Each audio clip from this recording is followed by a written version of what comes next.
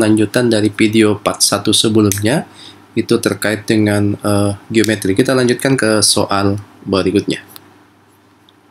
Berarti soal nomor 7 ya. Kita lihat soal nomor 7. Nah, di sini kita punya keliling segitiga sama sisi tertentu secara numerik sama dengan luas segitiga sama sisi. Jadi di sini kita punya bahwa keliling segitiga sama sisi ya itu sama dengan luas segitiga sama sisi.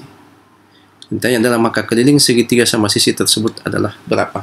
Nah, jadi kalau kita misalkan segitiganya itu adalah segitiga ABC ya. Segitiga ABC misalkan di sini adalah A, kemudian B, kemudian C, karena dia sama sisi ya. Ini semua sama sisinya panjang, semua sama-sama. Berarti kalau dia sama sisi, ketiga sisinya sama panjang, berarti sudutnya itu adalah masing-masing sudutnya adalah 60. Berarti di sini adalah 60 derajat, di sini juga 60 derajat, di sini juga adalah 60 derajat. Nah, berarti kalau kita misalkan panjang sisinya itu adalah A ya. Kita misalkan ini A, maka dari soal kita ketahui bahwa kelilingnya itu sama dengan luasnya. Nah, berarti keliling itu adalah jumlah keseluruhan panjang dari sisi-sisinya. Berarti keliling segitiga ABC itu sama dengan luas segitiga ABC.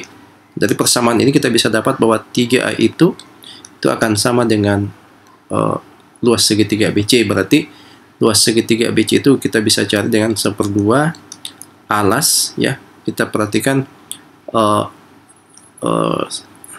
A kali A dikali dengan sin sudut yang diapit oleh kedua sisi ini. Misalkan sisi AC dan sisi AB, berarti kali dengan sin 60 derajat. Nah, dari sini kita peroleh, di sini hanya kita bisa sederhanakan, kita bisa coret ya.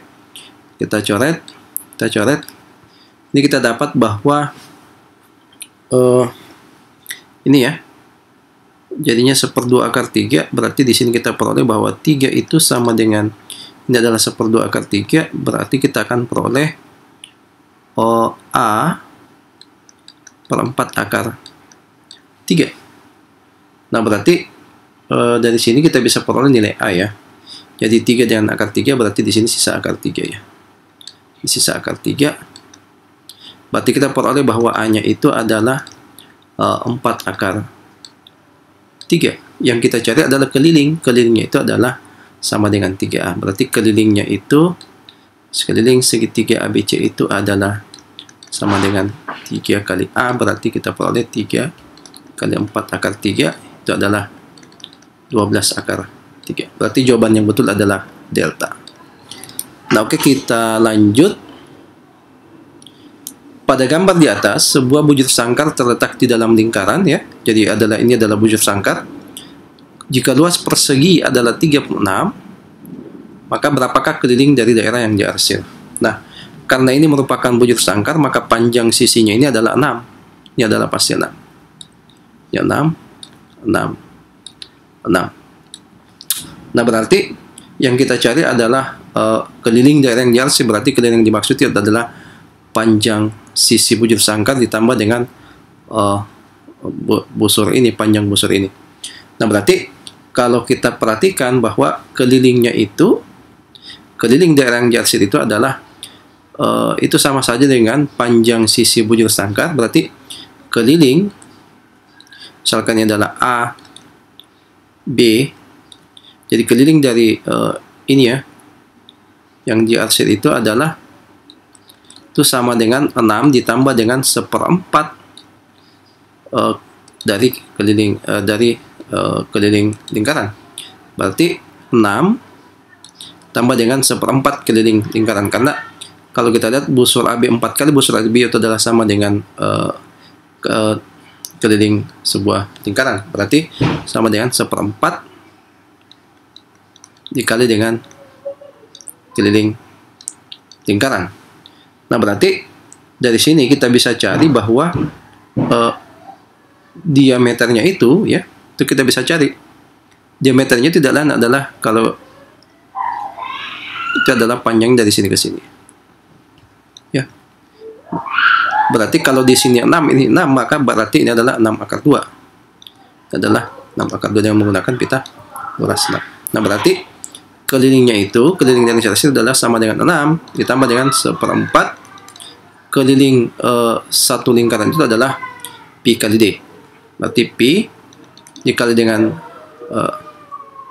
diameter adalah 6 akar 2. Nah, berarti dari sini kita bisa sederhanakan, berarti 6 dengan 6/4 adalah 3/2 akar 2 pi.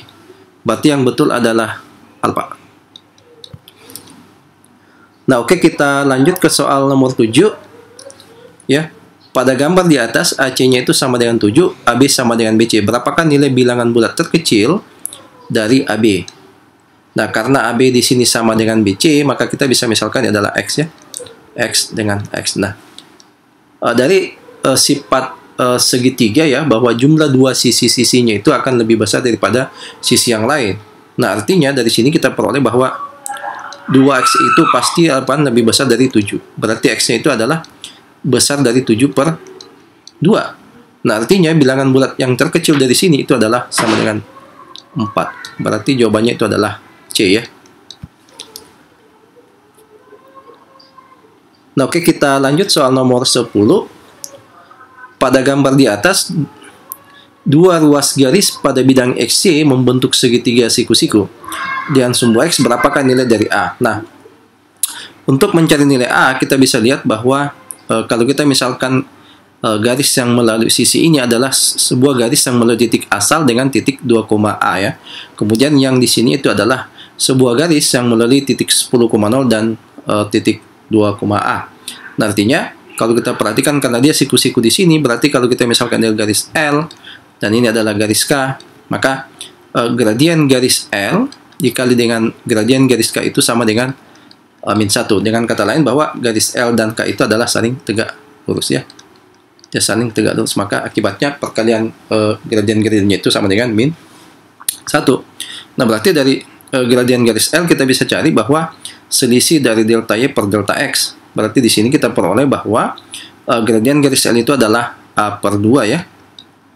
Dikali dengan gradien garis K itu berarti kita bisa cari bahwa di sini adalah ini kurang ini, berarti delta Y-nya itu adalah A, kemudian delta X itu adalah 2 kurang 10, berarti minus 8. Ini sama dengan min 1.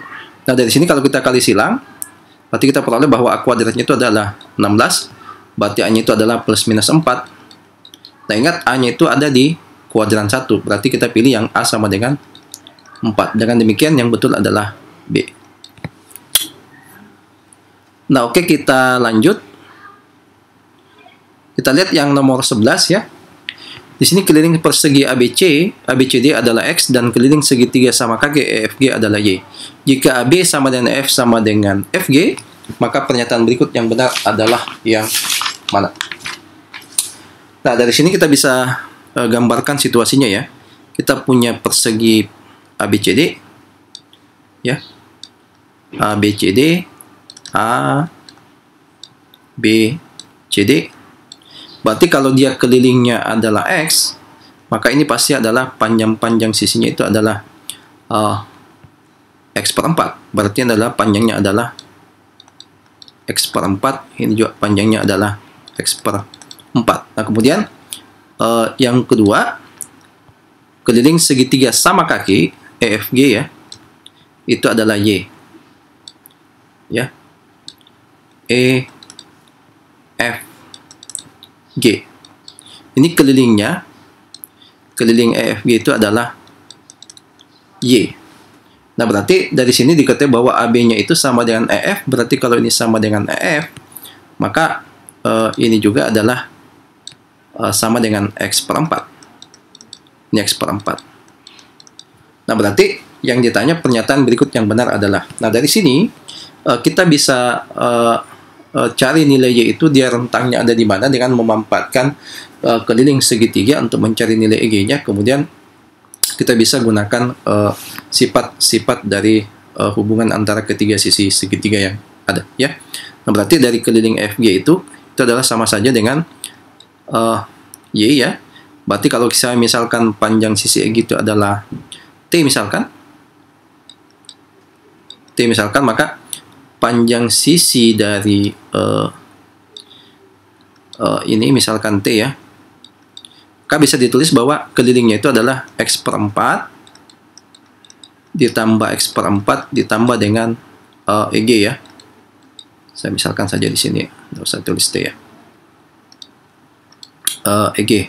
Berarti dari sini kita bisa peroleh EG-nya itu, kita bisa peroleh panjangnya adalah EG itu sama dengan Y dikurangi dengan X per 2. Nah, untuk mendapatkan rentang nilai Y-nya, kita bisa menggunakan sifat bahwa sisi EF tambah FG itu akan pasti lebih besar daripada sisi EG ya.